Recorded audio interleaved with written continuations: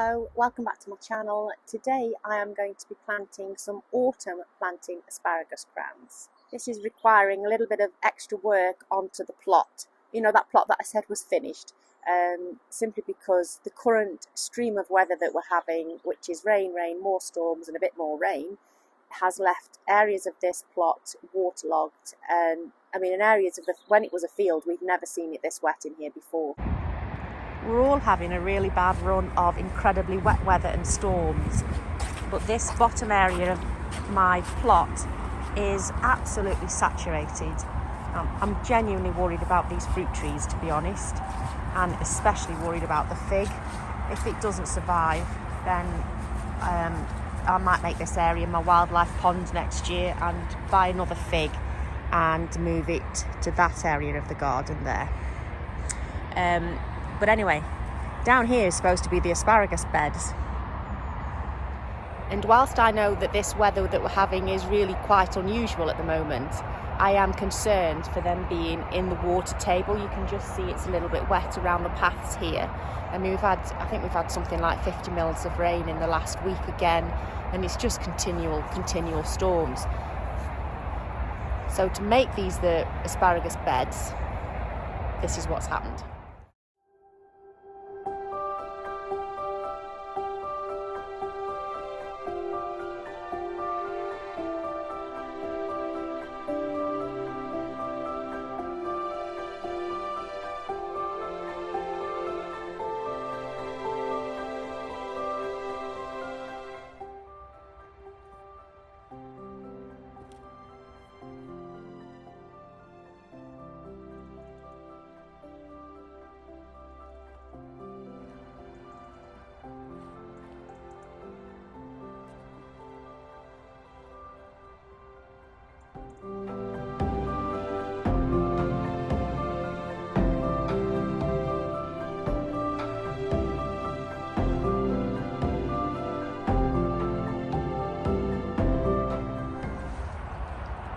Duncan's taking over, frustrated by my drilling skills, or lack thereof.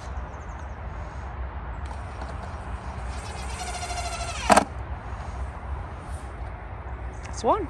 Now to repeat that.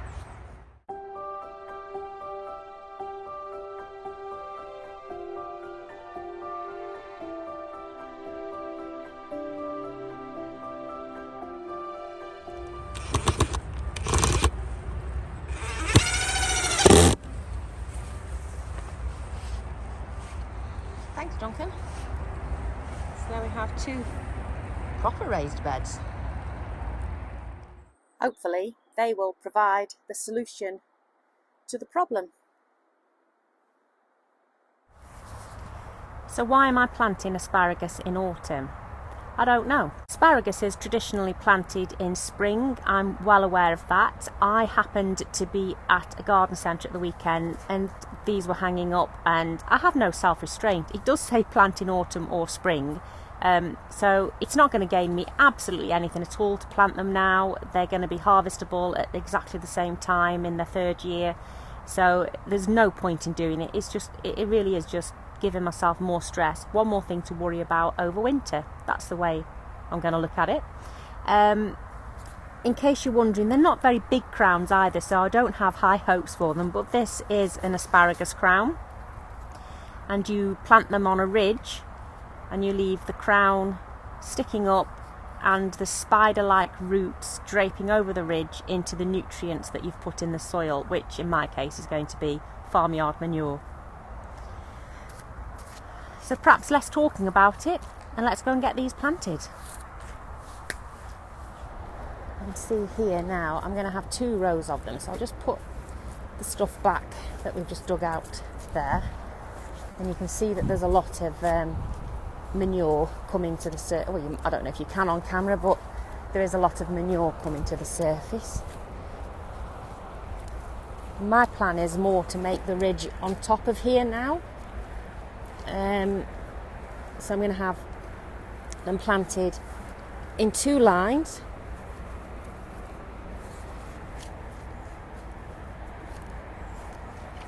And just take this off and put it up here, because obviously I'm going to go and get some more soil shortly and build this up anyway.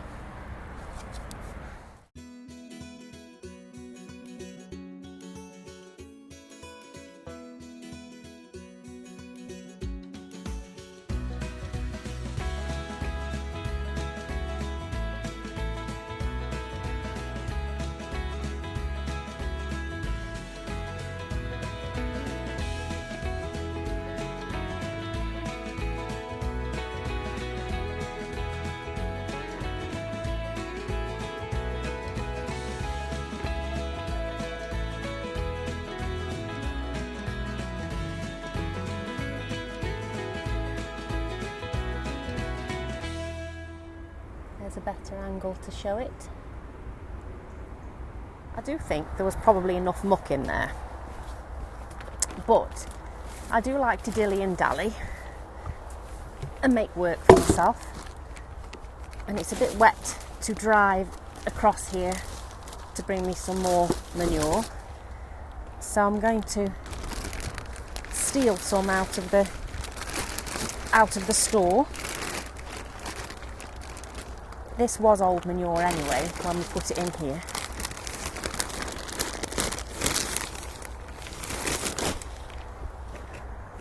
I mean, it's not completely rotted, obviously, but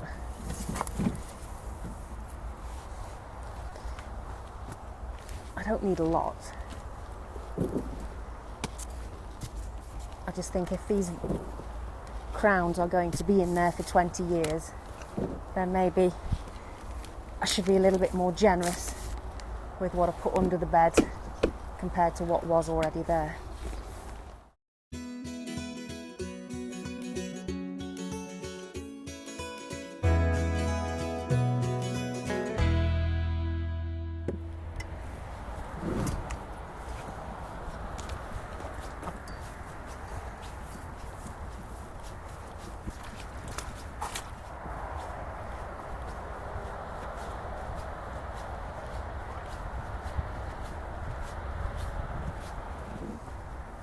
And now I'm just going to put just another layer in the bottom of the ridges. It's probably easier with the spade, to be honest.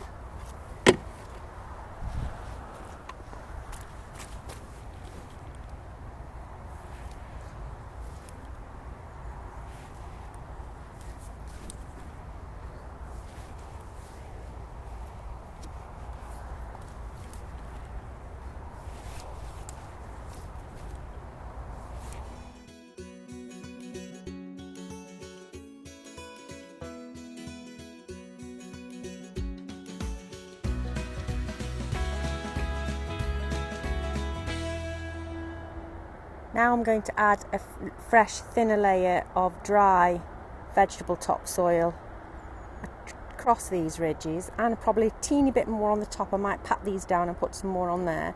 Then I'm going to lay the crowns, and then I'm going to fill it in. I should say I'm not billing this as a how-to video, just as a how I am doing it video, which is probably very, very wrong. A gardening project for me wouldn't be complete without a husband on farm machinery. Where is he? Another bag of soil. I hope you're not counting, but do look at that blue sky behind him. This is a surprise. And he's going to put that out as far as he can because it's fairly dry in that section.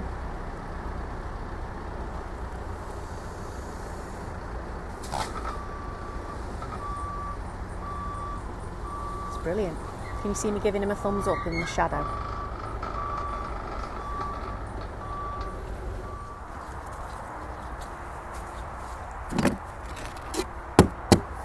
I feel like I do this a lot, don't I?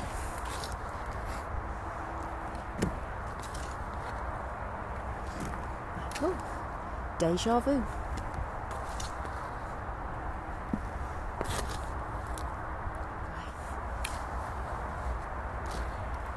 Right. We haven't finished this path yet. There should be a path going into the main garden. That's why this membrane is like it is, because it's going to have hardcore on it.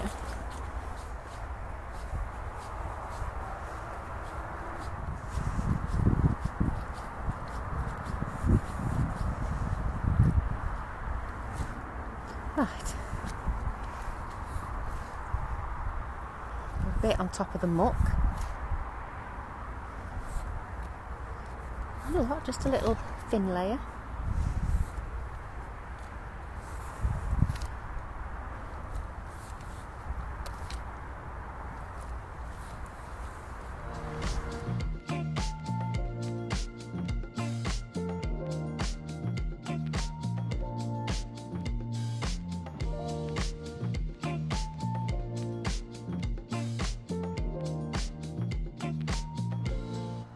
I'm happy with that now.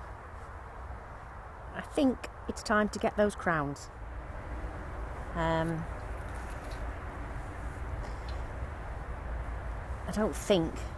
was thinking I'd only have 6 potentially. I think that's probably right, isn't it? So I'm picking the 6 best crowns. Or what, I mean, I don't know what the best crowns really are, but I'm picking what look like the 6 best to me. To lay on these ridges. I think 8 would be too tight. They're not very big crowns, are they? I'm not sure that they're healthy particularly. I might regret buying them. This is a lot of work if it doesn't work out to start again. So the idea is you lay them out like a spider and let them drop into your ridge, the edges of your ridge. As you can see, these crowns are so small that they're not particularly trailing. Either the crowns are too small or my ridge is too big. I don't know. Probably a bit of both. They look very small compared to some that I've seen online. Apparently they produce 20 to 25 spears each during the growing season. I won't be able to do anything with them next year, and you might be able to take a couple of spears off in the following year, but literally only a couple.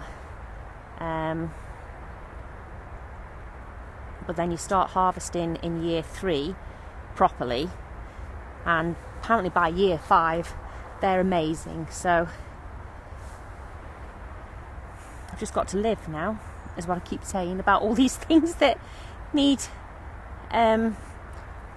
time to be ready to harvest and establish. I'm like, oh dear, I'm not getting any younger. I like to see that I've just made this ridge a little bit narrower. I felt like the ones to the right, but I haven't done that yet. You can see that the roots aren't sort of dropping down into the ridge, whereas they are now on this left hand side.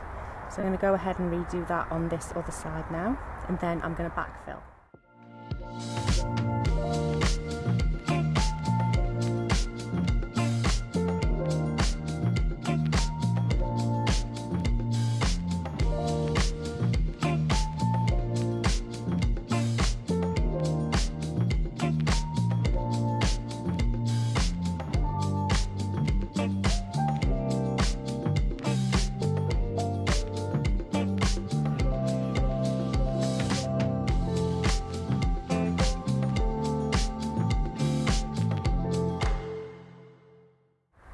If I was planting these in spring, this would be done now. You just leave the very tip of the crown exposed, but cover everything else. Now, if this had been grown this year and it was being cut back for winter, you would then put a layer of mulch to protect the crowns for winter. So when you do the autumn planting varieties, you are supposed to bury them under the ground. So I'm going to go ahead now and basically mulch the bed, or as if I was mulching the bed in winter, with another layer of soil on top just to protect them. I've made it a bit high to tip the wheelbarrow into it, which is why I keep shoveling it. But they just want to be a couple of centimetres under the surface.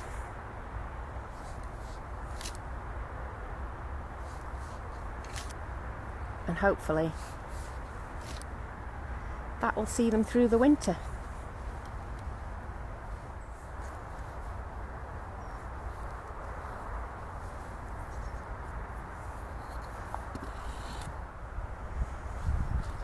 happy with that. I quite like the beds this high.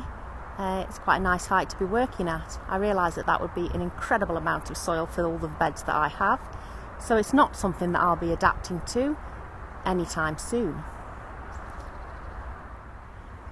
The beds are tall enough to sit on comfortably now. This is absolute bonus. I'm going to leave the video here. I will give you a progress report obviously in the spring to see if they've survived the winter. Talking of winter, I'm going to link up here somewhere the video on how I frost-proofed the polytunnel if you want to watch that. Thanks to all of the subscribers. I'll catch you in the next video. Bye.